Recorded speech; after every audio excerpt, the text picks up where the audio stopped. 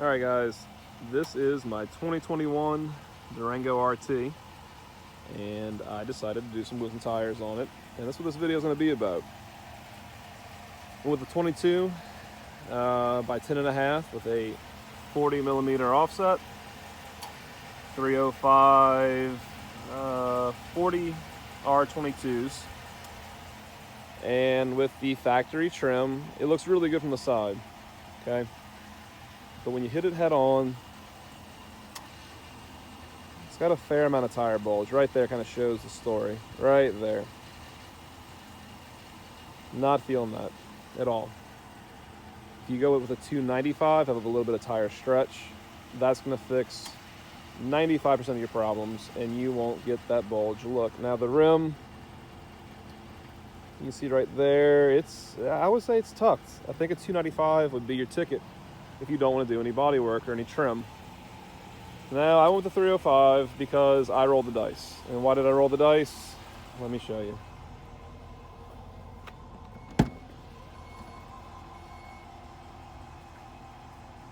Because I bought the Hellcat trim for the Durango. Now it's the SRT trim, and the only thing that actually changes for the Hellcat is your front splitter, which actually has a little more of a V'd out look. I think it's another $300. These are all OEM parts. I will put a part list in the video. Please give it a thumbs up because it's going to be in the pain in the butt. Did a lot of research to make sure I got all of the correct parts. The parts website is terrible. If you go to Dodge, it's also terrible. They don't want you to sell. They don't really want you to get these parts. You know, they want you to buy the upper models. Now, with all that being said, we're in weird times right now, and it's hard to find anything. The Tow and Go RT gets the 10-inch wide wheels and the flared fenders, which is also ties into your rockers that you have to get, because the fender flare goes into the rocker. It doesn't just taper away, it's actually part of the body. Same with the rear. See how these actually kick out? Well, they kick out even more on the SRTs.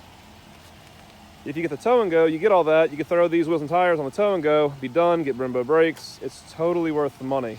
Problem was that I could not find a Tow and Go anywhere, and my wife needed a vehicle since we had already committed to sell our car to somebody else. All in with paint and parts, I'm rated about $2 grand, 2,100. Luckily, I was able to work a deal on the parts. I did get a quote as high as $2,400 for these parts, though, from the dealer online. I think it's Mopar Parts Direct online. It was about $2 grand because of freight shipping. It was about $400 for freight. So if you can work a local deal, you're going to come out a little bit better. But overall, this vehicle has been wonderful. We paid $45, which was a really, really fair deal. Really fair deal. Got the red interior, two-tone. That's what I really wanted. It has a new screen. Really a first-class vehicle. Yes, it's an older platform, but this update they did, it really freshened up this vehicle for me. It just gave it something, and it made it special. It really did. So enough talking. Let's get these fender flares off, the rockers off, the rear valance off, front splitter off, and see what it looks like. Okay, quick unboxing. Everything looks perfect. That is the Hellcat front splitter. You can see right there, very Charger looking. Just adds a little more drama to the front. The rear diffuser, which has an insert right there. Just sitting right here, a little strange. I guess I'll get used to it. This is textured, and that's gloss. Not really loving that. I'm digging into that. This part was like $40 though, so maybe there's a different part there. The rockers look great. They do have the slight flare to them. It's pretty much just this kick on both sides. And I'll show you that more when I get it on the vehicle. and the flares themselves. The reason why you have to do everything else, because of this hard angle they protrude out. But that's what makes it look good. These have an actual nice flare to them, and the factory ones, they actually roll in, which is not my favorite. But these are all Mopar parts, all the flares, everything you see here, all OEM. So start pulling this thing apart, and we will get the new pieces on. All right, first point of attack is gonna be the front fender flare. I'll tell you why. The splitter right here has a retaining nut right behind the bottom of that fender flare. Okay, then you have you have a rivet or a push pin and you have 2 rivets and a bolt for the splitter, and then the rest is just these snap retainers. And luckily, when you have the part sitting here, you can actually see where to pry and attack it directly, which is a real luxury. Sometimes you don't know and you're guessing. That's how you break retainers pretty easy. But let's get started on this. We need to either drill or shear the heads off these plastic rivets. These are not reusable. Here, and then we'll remove that nut for the front splitter. This is actually just one piece. There's nothing tucking underneath here. This is covering this. So let's get this thing off. So this is a plastic rivet that a lot of Mopar cars use for their body panels, and it's just like a traditional steel rivet. The best way to get them out is drill them. I'm using a 7/32 drill bit. Drill the heads out and then use a plastic putty knife and then just shear the heads straight off. That way you don't damage your panels, you're not scratching anything. And for these, I'm going to resell these, right? Somebody might need these. I always try to be resourceful with my parts. Same with these rockers, go over a curb, destroy them. Same thing. These are the retainers you're going to run to underneath. So just a quick note. Now the flare is off, and this will require a lot of force to get these snaps off. I actually use a plastic putty knife right there and push down on them as I was pulling it out. These retainers are also kind of difficult, but just make sure you get underneath them and really give them a good pop, and they'll all release. Next step is using a Torx 20 to remove this right here, which is holding on the front splitter. And we're going to repeat this process to the other side, and then we'll start removing this front splitter. Now we're moving on to the front splitter. I just drilled this rivet, which is holding on this little air dam right here. And that's the only thing that's actually connected to the factory front splitter at all. And then a bunch of 10mm bolts. So let's get these off, and this should slide right out. So we have ran into our first hurdle, which is these outside panels are just clips. Okay. These are not. They have these retainers that clip in like that, and unfortunately it's here to here, like 5 of them. And there's no way to get in from the top or the bottom to get to them, because they are actually in this little pinch zone right here. So you have to push a screwdriver in, push the retainer down, and then pop it out. So sometimes it's just worth removing the whole front bumper. I always try to avoid removing big parts and pieces when I can, but it is what it is. Front bumper is just a few retainers. I'm sure there's some stuff up here, so let's get it back down and see what it takes to get the front bumper off.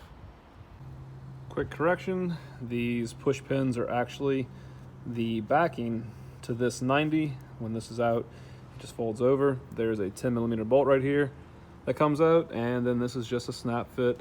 And I'm gonna get a hand to remove this. It's gonna take 2 people, so we do not want to drop it right there. All right, and there's the front bumper off, and I'll show you in detail why you have to remove it right here. See these little retainers? You have to push that in and it goes to the bottom. The problem is there's no room in here. Or here, or here, or here. And if you got one or two out, you'd be lucky. The rest you'll be fighting forever. It's only literally a bolt on each side and a push pin retainer here, there, and these clips just pop straight up. And it looks like I might have left the retainer, yep, here and here. So get it out the vehicle itself, pop it back on, and here is the new splitter, which has all of these individual clips that have to be put on with the bumper off the vehicle. And when you take the bumper off, passenger side, there's a harness below the headlight. That way it comes off as one unit. Very well thought. All right, we got it off. And here's a quick comparison from what you'd see from above. Pretty night and day. So yes, you do have to pull the front bumper, but I'm telling you, it's 10 minutes more work. The splitter's like $300. In my opinion, if you're gonna do it right and give it the whole look. Down to the last retainer, and let me show you how engaging this is, why you really don't want to fight it when it's on the vehicle. So that's how they go on. That is it. That front splitter is fully installed. Boy, that makes a difference. It seems so little, and then when you actually see it on the vehicle, night and day. So the front's fully reinstalled, and technically we can put the flare on. There is no overlap here, but I'm going to want to take all this off together because I think there actually is an overlap. I believe in here somewhere. So, on to the rockers. So these rockers have these same plastic rivets all the way down them, which is a pain in the butt. And I lowered it back down. I might even have to take it off the lift because I need to drill all of these rivets. And then I had the wheels turned and I drilled out these two rivets here. The rear, probably have to pull the rear wheels off. Let's see if I can show you. Yep, right here is one of those nasty little rivets. And then a 10mm bolt, but has to be drilled. You could probably actually shear this one off, we'll see. But I also have a rivet here and here. That's it. So there are 3 rivets to deal with for the rear, and there's one on the rocker, 2 on the flare. So I don't know. I think pulling the wheels the lesser of the 2 evils, just make it easier. Got the rocker off. Kind of a pain, these retainers. There's really no good way to get to them, so you just have to pop them off. They're pretty delicate, so a few of them did break off. To be reused, you can still reuse it easily. Maybe put a little double stick tape where that rocker comes up right here. So most retainers are still there. Still a good piece to save. You can see right here, this is the lip I was talking about that goes behind the rocker. And this is held on by those clips and then 2 plastic rivets, which I did just use the chisel, popped it off. And now we'll pull this off and start working on the rear valance and the whole passenger side. Okay, so passenger side, chisel and hammer are the way to take care of these rivets underneath. Then moving to the back, obviously remove just like the driver's side, but over here, the rear bumpers have to come off. And let me show you why.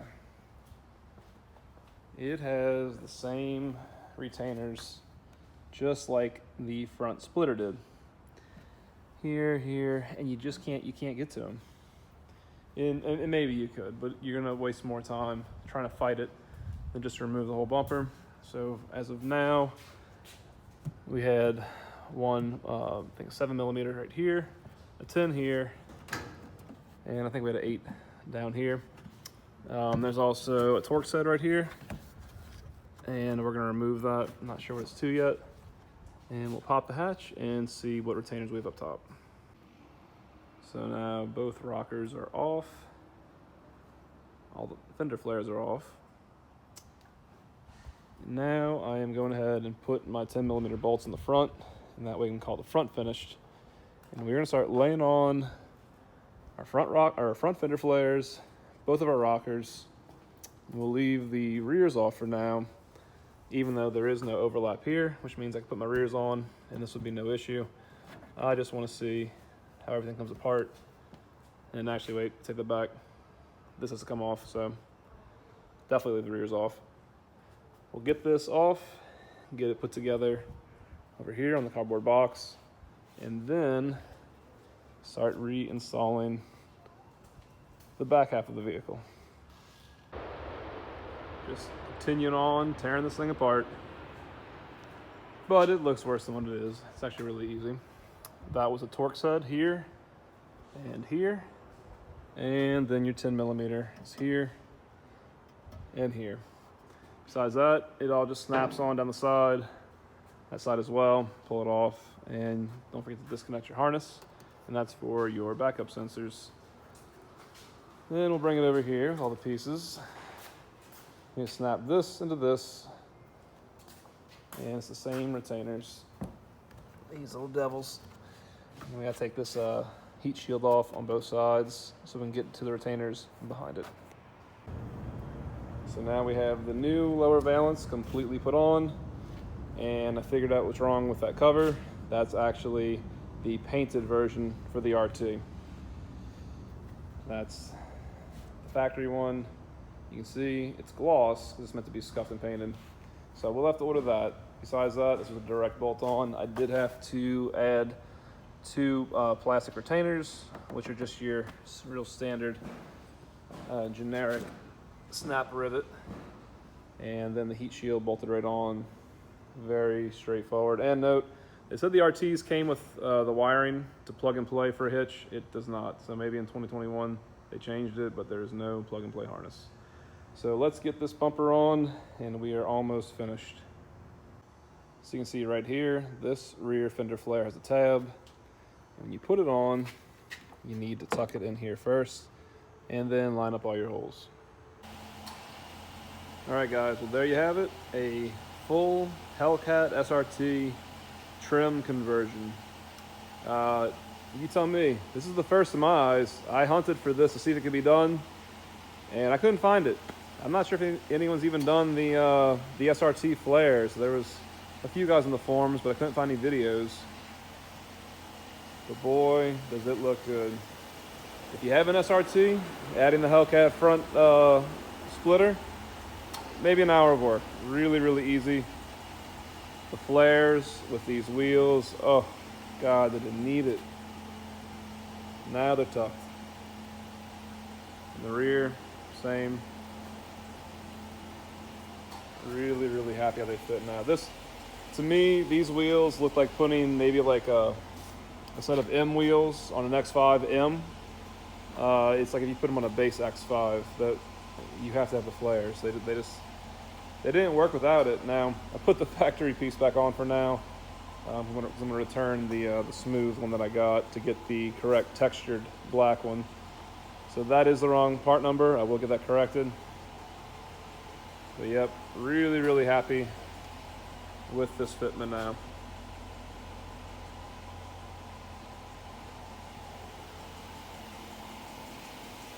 So if you liked the video, please smash that like button. Really appreciate it. I hope it helps, and thanks for watching, guys.